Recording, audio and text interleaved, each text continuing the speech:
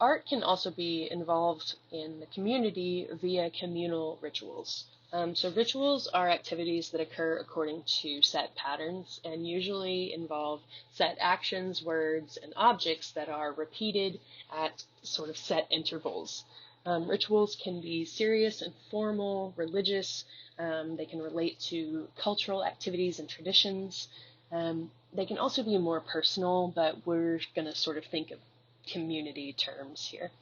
Um, Art making is typically closely connected to philosophical, spiritual, and ideological beliefs anyway, but artworks that are made in a ritual context, these have additional symbolic meanings that are reliant on their context and use.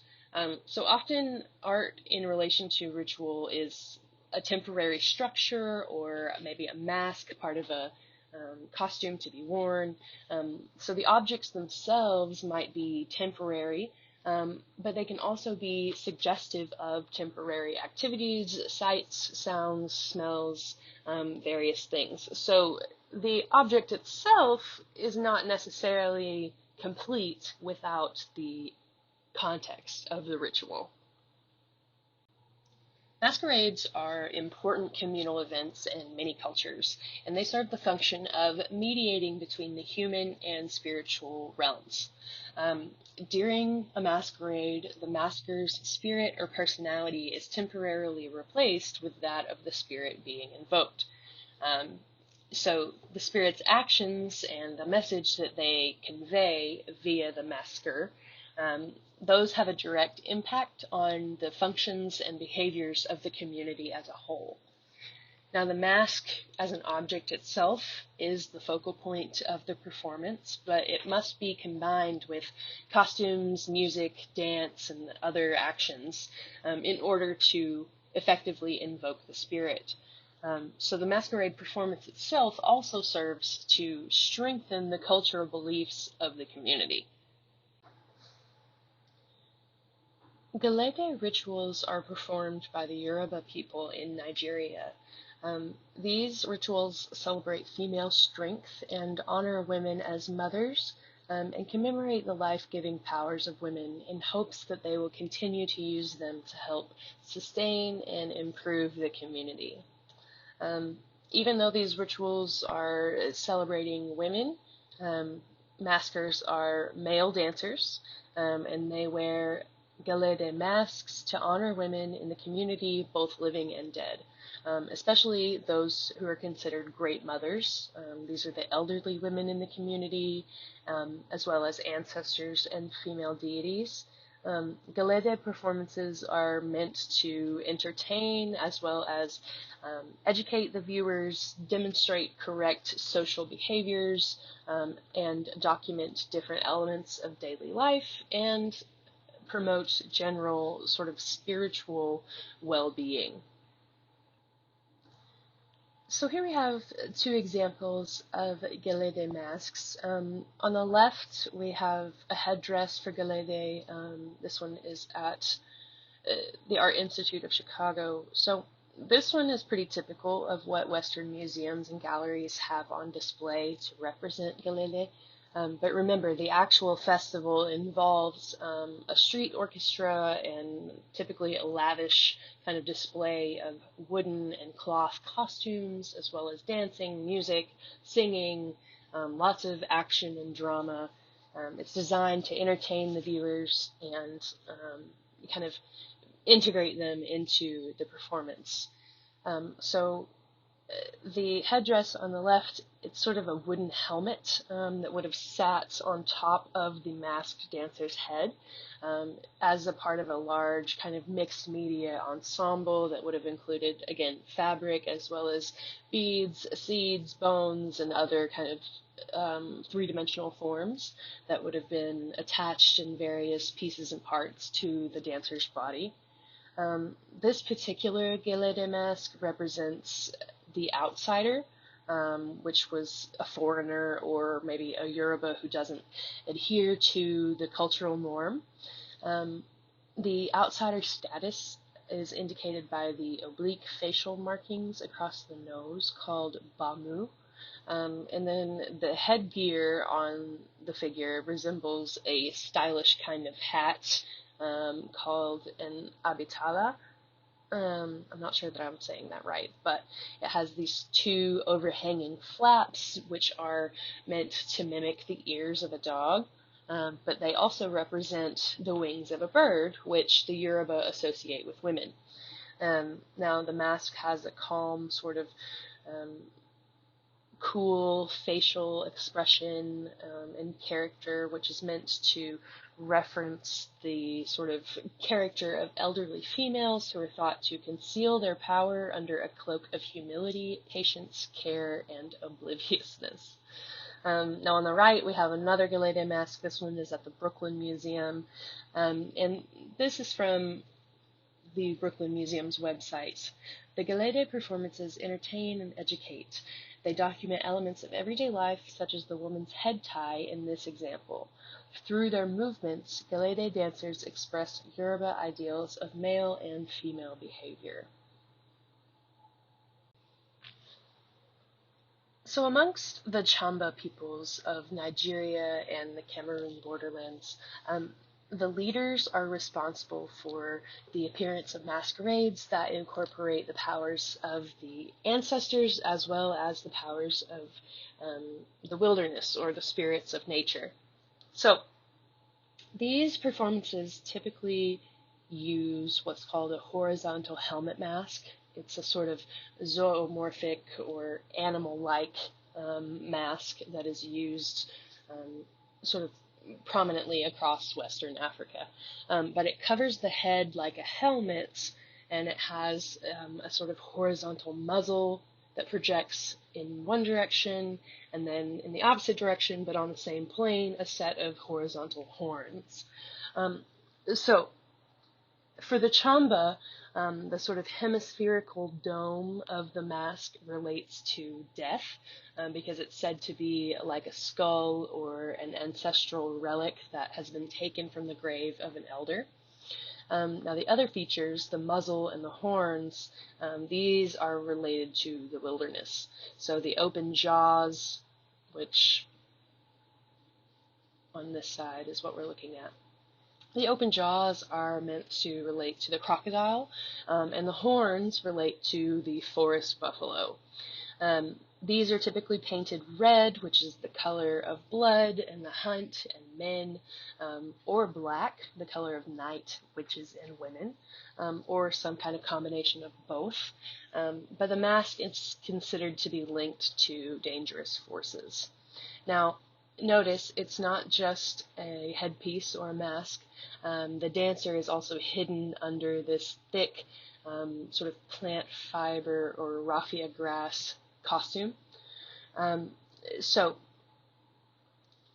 in the Chamba clans, the royal maître clan claims descent from the forest buffalo.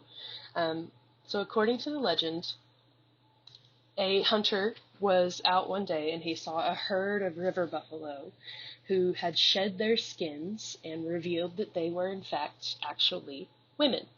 And so the hunter steals the hide of one of these women so that she cannot return to her animal form, and he asks her to marry him, which she agrees to do so long as he keeps her origins a secret. So the years pass, the hunter and the woman have children. One day the hunter gets very drunk and spills his wife's secret. After her secret is no longer secret, she resumes her original form and kills her husband and flees her home. Now, her daughter would not seek vengeance on her mother, but she went on to become the matriarch of all Chamba women.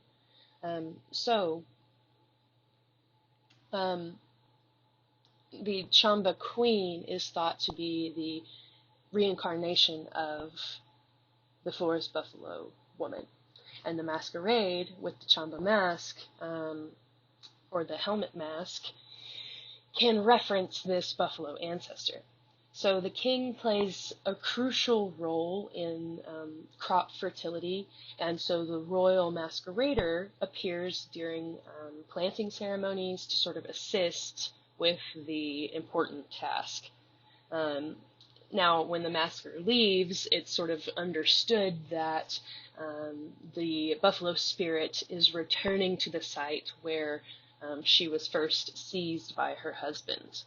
So Chamba boys learn the identity of the royal masker when they are initiated, so generally when they go through puberty and come of age.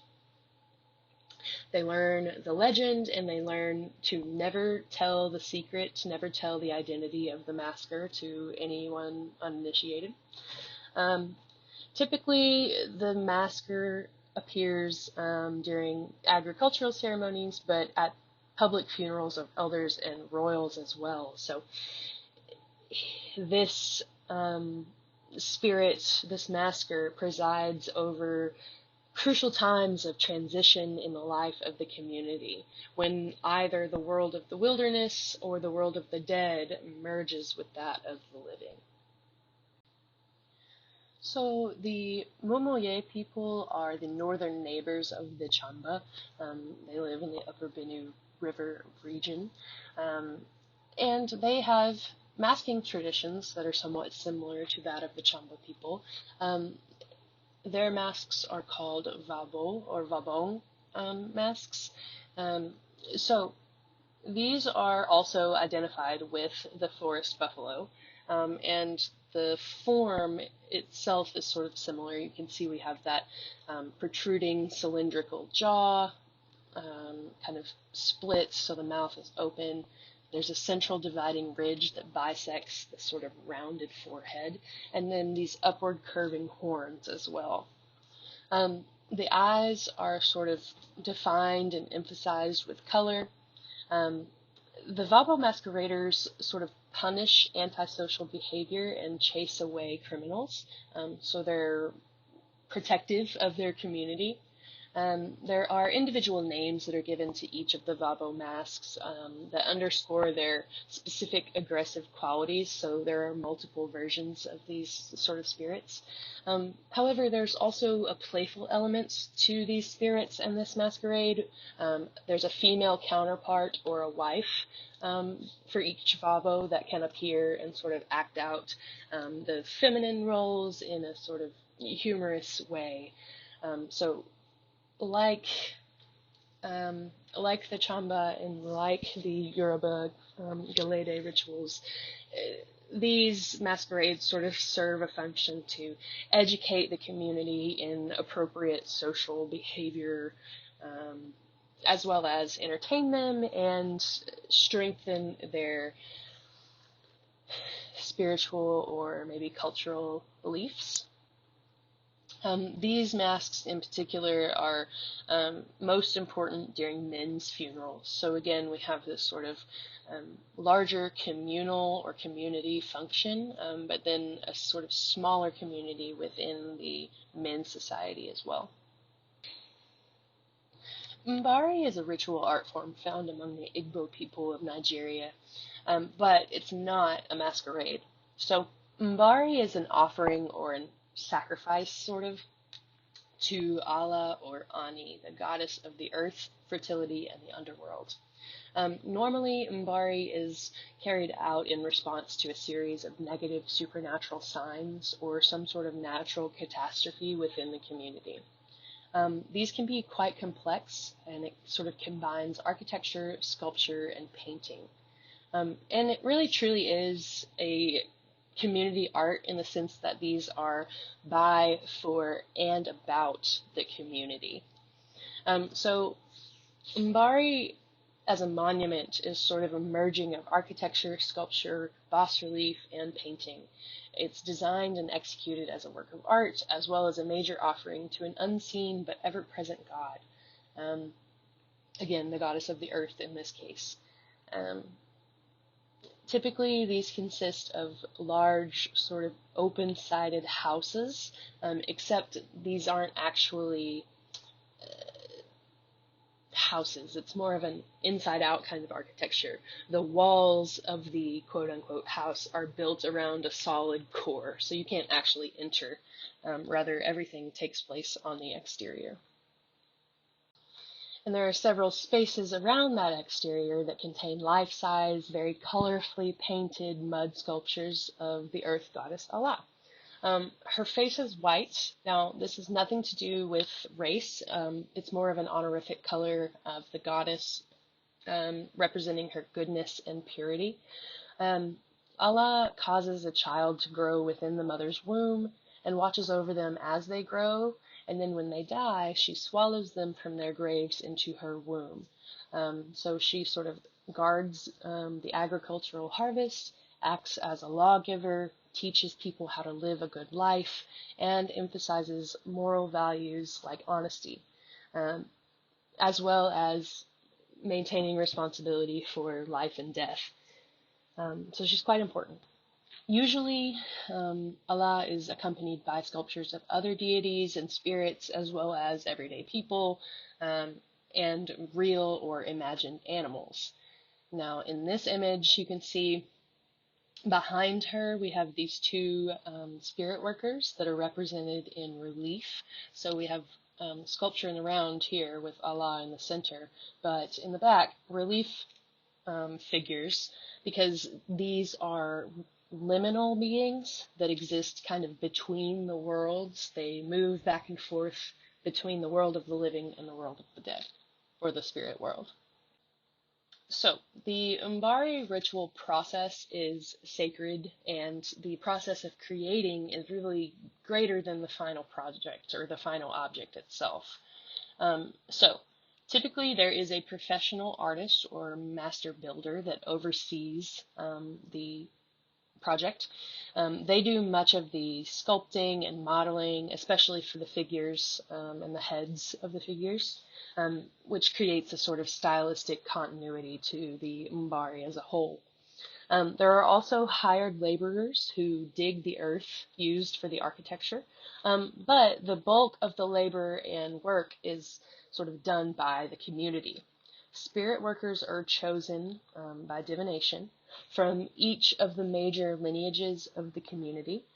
So each family makes a sacrifice to Allah. So the spirit workers, those who are chosen, are ritually killed. So they're not really sacrificed, but rather they are isolated from their families for however long it takes to build the Umbari, which could be weeks, months, or even years. They assume new names, identities, and new clothing. And so the master builder, the artist, and the hired diggers, they are paid, but the spirit workers are not, because it's a sacrifice, right? So these Umbari works, these are built and sculpted using termite mound clay, which the Igbo people call yam.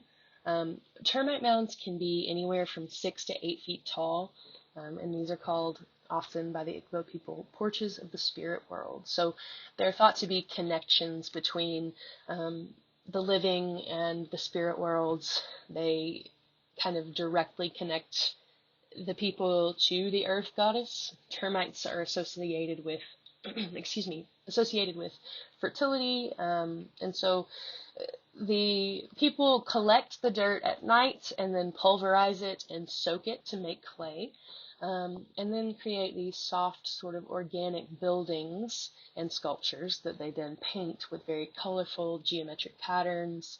Whereas the figures, these are sort of built on wooden armatures, also very colorfully painted, typically with long, slender necks and limbs. On the left-hand side of the slide, you can see a master builder working on one of the,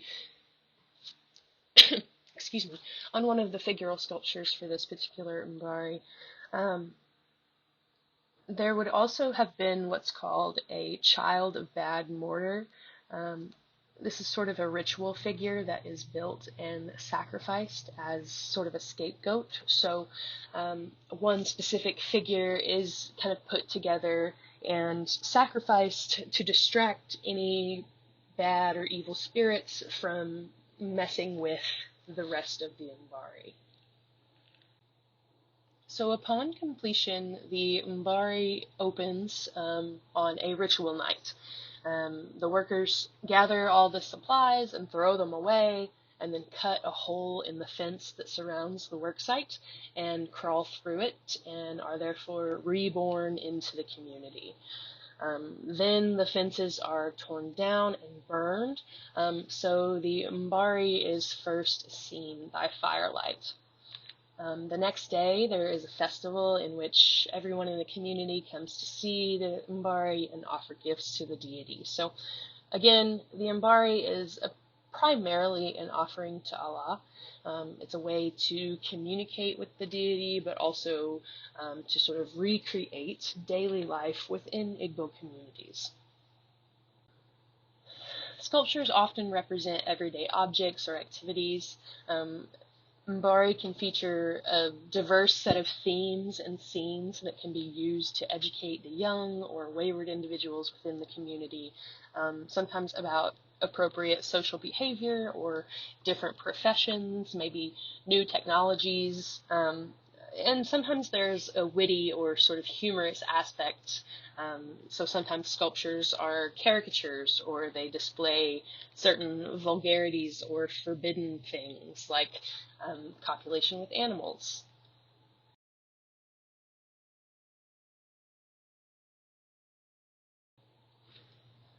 This particular scene displays the hope of the community that they will be able to build a maternity clinic. So they put their wish into this Umbari, and then actually a few years later, they were able to do just that, and they opened a maternity clinic within their community. So the success of the Umbari at work here. Now, after the completion of the ritual and the festival, the Umbari is actually left to decay. It's left to return to the earth, to be consumed by Allah in order to appease her and prevent further disaster or new disaster. This one, you can sort of see areas where it's starting to deteriorate. In the smaller figures, the armature is sort of beginning to poke out in places.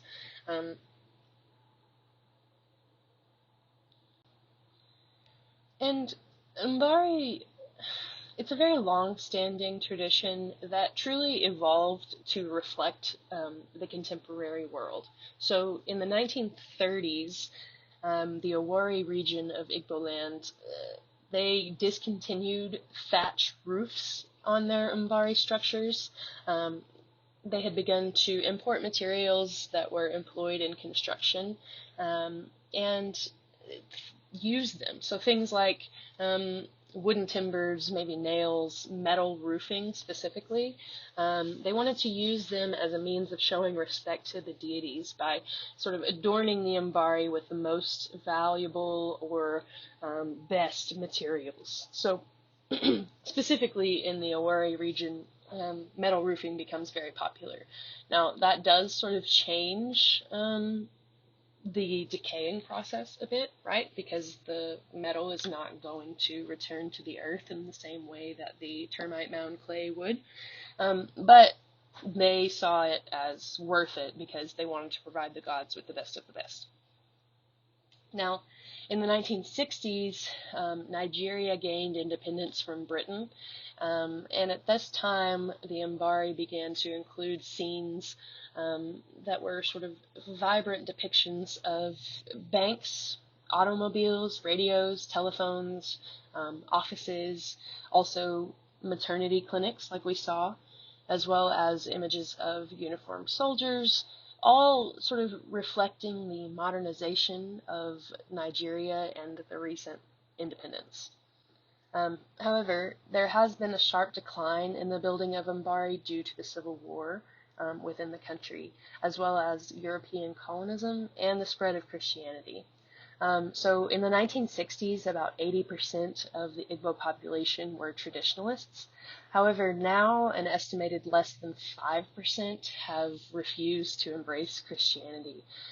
So only less than 5% of the Igbo population are still believers in the traditional practices and gods. And most of those people are elderly at this point, so they cannot actively build the Umbari and follow through with the ritual any longer. In the 1970s, the National Museum of Traditional Architecture in Jos, Nigeria, commissioned an Umbari house for display. However, it has very little to do or very little in common with the original Umbari ritual. So Jos, Nigeria is 298 miles from traditional Igbo land, so this is not in the appropriate location. And it's also not made with traditional materials. This is made with concrete, so kind of the antithesis of what Umbari is all about decay and returning to the earth to appease the goddess Allah. Instead, we've used concrete, a completely permanent material. It doesn't use as many colors, so not quite as colorful as some of the traditional ones. It also shows that traditional thatched roof, so it's not really reflective of how the Umbari tradition evolved and how the contemporary community and culture kind of is. And there are figurative sculptures here, yes, but Allah, the goddess of the earth, the deity for whom the Umbari is made, she's not depicted here at all. So there are lots of issues. And this was made by a Nigerian artist, but not one who was familiar with the Umbari tradition. So none of the rituals were observed during its construction. So this is sort of interesting because on the one hand, it's nice to have this tradition preserved. It's nice to have this replica so that future generations can see the ritual, or not the ritual, but the product of the ritual. However, it doesn't conform to tradition in some ways. So is it helpful, or is it not? It's kind of a difficult discussion because there isn't really a right or wrong answer here, but it's something to be considered. How does the context or the lack thereof affect the final object?